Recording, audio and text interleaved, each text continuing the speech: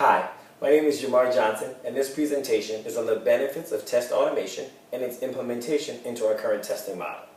So for starters, we have two different kinds of expenses here. We have our CapEx expenses, or capital expenditures, which are any expenses related to the development and growth of our business. So new products and new applications, things like that. And then we have OpEx, or operational expenditures.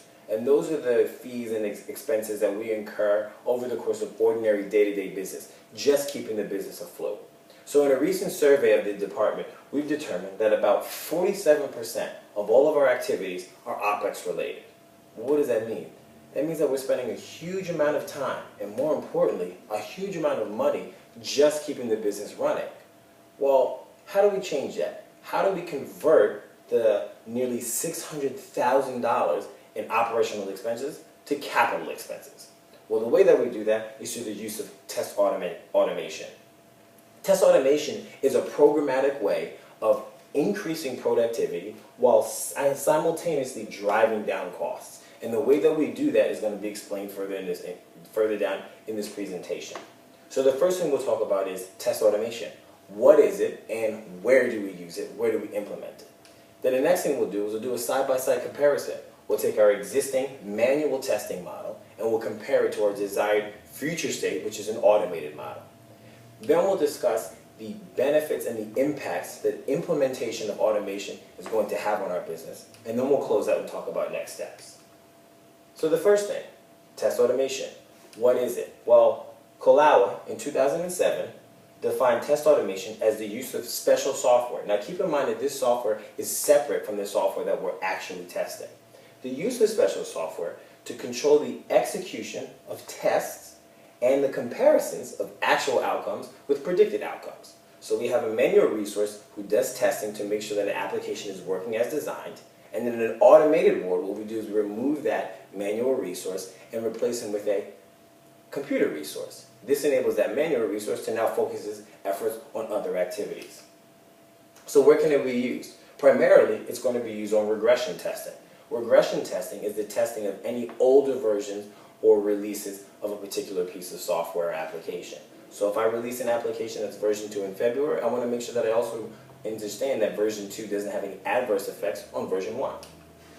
Next, with my functional testing. Functional testing is the actual testing of the new products. Anything that's future and down the line that has yet to be released to our customer. That's functional testing. And then lastly, we have data setup. All testing requires testing data, be it a provisioning process and I need new subscribers, or an employee who's going to be promoted. I need data to test with, and we can automate the generation of that data. So now let's do a comparison. On the left side of your screen, what you're going to see is that we have everything related to manual testing, which is our current model. And on the right side, we have our automated testing model. So the first item we want to talk about is reusability. Can I have a resource, manual or automated, do the same functionality and functional testing in one environment, let's say Windows, and have them perform those same activities in, let's say, a Mac world? And the answer to both is yes. Moving on, visual limitations and considerations. Well, with the human, we have eyes, so we can see. I can look at something on the screen and tell if it appears as it's supposed to. I can tell if the image of an apple, let's say, is the correct shade of red. However, with an automated script, we have certain challenges and certain limitations. So that doesn't mean that we exclude automation from our model. It just means that we have to be mindful of our implementation. But one place where we are going to get a huge win in an automated model is in the speed. Because we're using a computer to do the testing and the validation, the computer processes much more rapidly than a manual person can process. So if we look here at this graph here, this graph shows the number of test cases executed over a 5-day period. The bottom bar illustrates our manual graph, and you'll see about a 20 to 25% increase over the course of 5 days. Whereas with an automated model, which is the top bar, you see that we peak and complete on the second business day. That's because not only are the scripts executing faster, but we're also able to take advantage of a 24-hour workday. Those automated scripts can run overnight when no one's in the office. Next, what we're going to talk about is the comprehensiveness. I mentioned a little bit earlier that when we remove the automated resource from when we remove the manual resource from the testing and replace them with a computer resource, we can then take that manual person and have them do other testing. This increases the amount of testing that we're able to do, making our testing more comprehensive. And lastly, we're talking about the likelihood of repeatability. With a human resource, there's fatigue, there's end of day, there's distractions, all kinds of other outside elements that can affect how well I perform a process the exact same way each and every time. But with automated, we don't have that problem. The automated script is going to run the same exact way each and every time, indefinitely, until I tell it to stop. So at a high level, you see that automated testing and an automated testing model introduces many more benefits than the manual counterpart. So how does this impact the business? If we revisit this graph, remember, automated testing is on the top, manual is on the bottom. You'll see that automated testing peaks and completes within the first business day. Well, what that does is that tells us that we can find more defects more rapidly. If I can find more defects more rapidly, I can get them resolved much more quickly.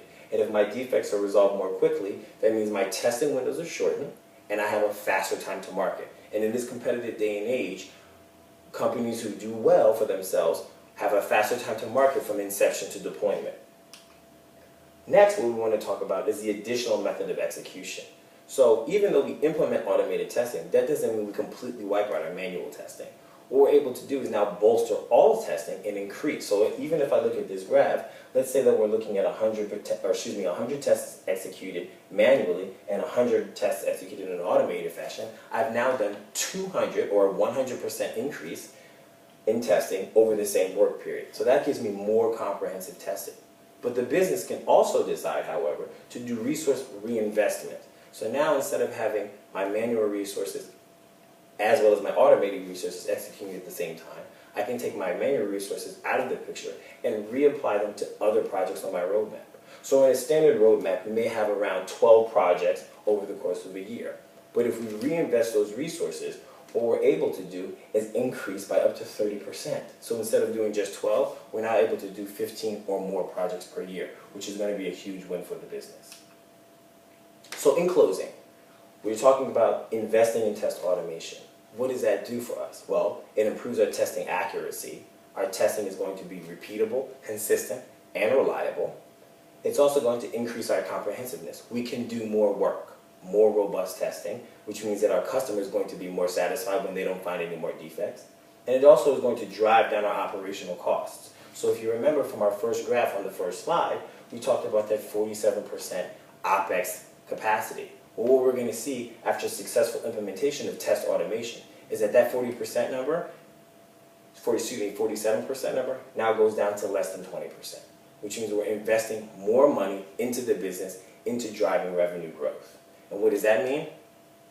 More money for the entire business. So I encourage you to consider all the details that we talked about in this presentation and begin investing in test automation. Thank you.